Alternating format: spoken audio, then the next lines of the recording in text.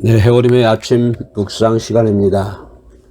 오늘의 본문은 신명기 1장 1절로 18절 말씀이 되겠습니다. 제목을 붙이자면 광야와 가나안의 경계, 그런 말씀이 되겠는데요. 광야 생활과 가나안에 입성하기까지, 그래서 광야와 가나안의 경계라는 제목을 한번 살펴보도록 하겠습니다. 여러분 잘 알다시피 신명기는 가나안 입성을 앞두고 있는 출애굽 2세대들, 그러니까 출애굽에서 나온 이스라엘 민족들은 거의 광야에서 죽음을 당합니다. 그리고 이제 2세대들이 가나안을 입성하게 되는데, 가나안 입성을 앞두고 있는 출애굽 2세들에게 한 모세의 거별 설교가 세 편이 이 신명기 안에 들어와 있습니다. 본문 1절에서 5절 제가 한번 읽어볼게요. 이는 모세가 요단 저쪽 숲 맞은편에 아라바 광야 곧 바란과 도벨과 라반과 하세롯과 디사 합 사이에서 이스라엘 무리에게 선포한 말씀이니라. 호렙산에서 세일산을 지나 가데스 바네아까지 10하루 길이었더라. 40째 해 11째 달 그달 첫째 날에 모세가 이스라엘 자손에게 여호와께서 그들을 위하여 자기에게 주신 명령을 다 알렸으나, 그때는 모세가 헤스본에 거주하는 아모리 왕 시온을 쳐 죽이고 에드레이에서 아스드라르스에 거주하는 바산 왕 옥을 쳐 죽인 후라. 모세가 요단 저쪽 모압 땅에서 이 율법을 설명하기 시작하였더라. 일러서되, 이렇게 기록되는 것을 볼 수가 있습니다. 이스라엘 무리에게 선포한 모세의 설교지요. 모세는 요단강 동쪽 모압 평지, 잘 알죠? 여러분 많이 들어봤지요? 모압 평지에서 출애굽한 지 40년이 되는 해, 오늘 본문의 말씀이죠. 3절 말씀에 이집트에서 나온 지 40년째가 되는 해의 11월 첫째 날이라고 기록된 것을 볼 수가 있습니다. 광야 40년 얘기하고 있죠. 출애굽한 지 40년이 되는 해 11월 첫째 날에 출애굽 2세대에게 율법에 대해 모세가 설명하는 것을 볼 수가 있습니다. 특이한 것은 이 설교 시기와 장소 등을 구체적으로 언급하고 있는데요. 이것은 본 내용이, 이 모세가 설교한 내용이 허구의 인물이 지어낸 것이 아니라 실제로 일어났던 일에 대한 기록임을 확증하기 위해서 이 설교하는 시기, 그리고 장소, 요단강 동쪽 모압 평지, 이렇게 장소와 시기를 정확하게 얘기한 것 보면 실제로 일어났던 일에 대한 기록이라고 하는 것을 확증하기 위해서 장소와 시기가 기록된 거라 생각할 수 있겠습니다.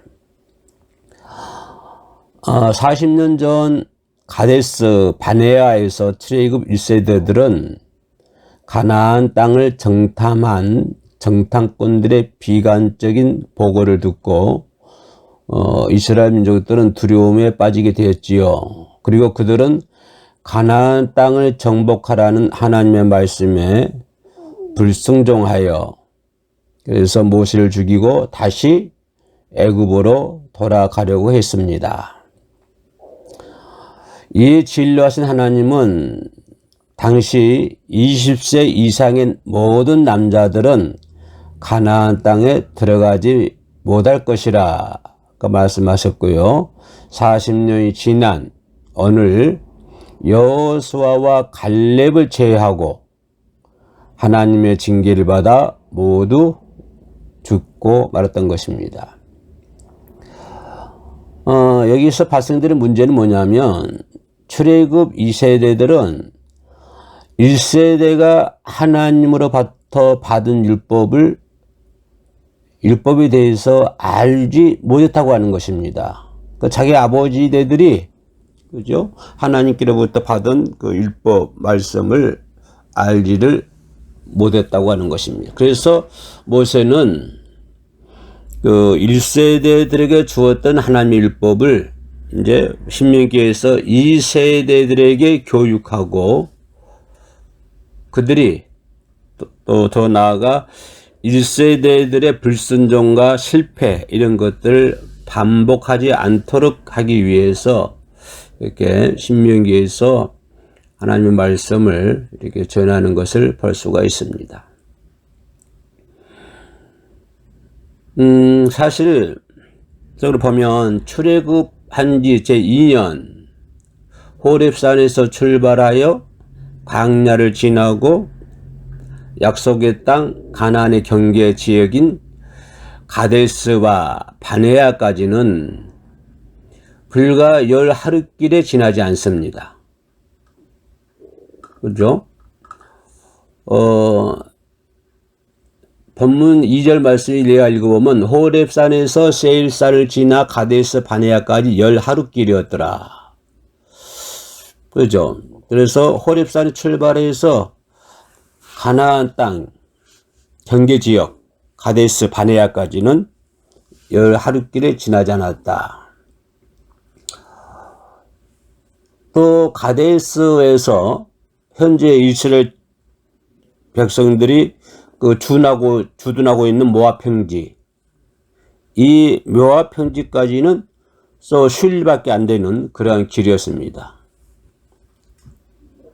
그러나 이스라엘은 무려 그런 길을 10하루길 그 짧은 기간에 갈 수 있는 거리를 38년 동안이나 그렇죠? 아주 지겹고 아주 거된 광야 생활을 이스라엘 민족들은 해야 했던 것이죠. 그럼 그 이유가 뭘까요?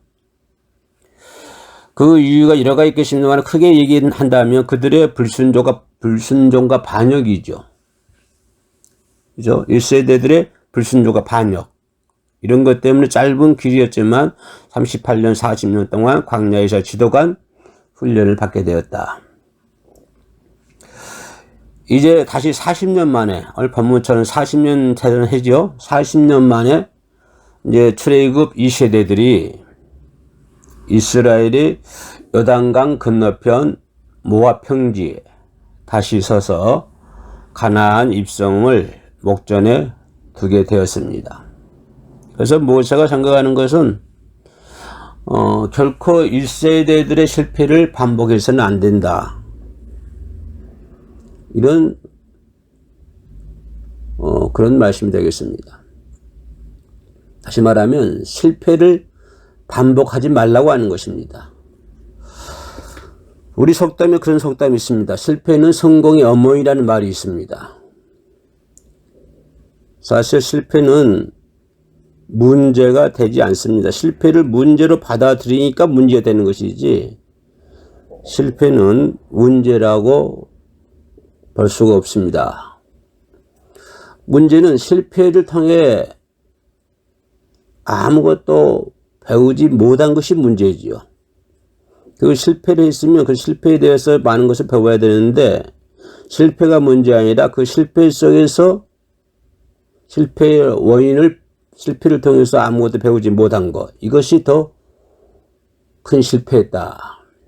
그러니까 우리가 실패를 했다면 원인을 분석해야 되고 또 똑같은 그 실수를 반복해서는 안 되고, 그죠? 한번 실패했다고 하면 그 실패를 통해서 우리가 얻을 수 있는 것들이잖아요. 근데 그렇게 한다고 하는 것이 쉬운 일은 아니죠.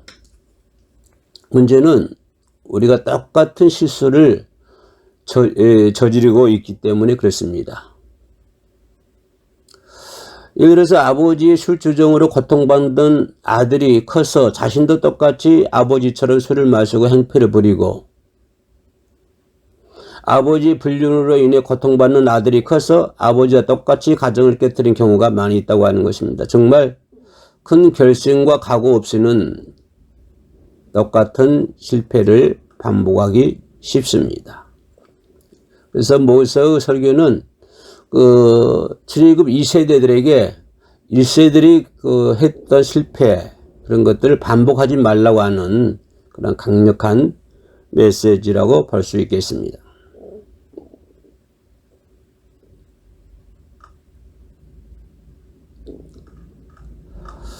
네, 다음 시간에 또 이어서 가도록 하겠습니다. 감사합니다. 샬롬.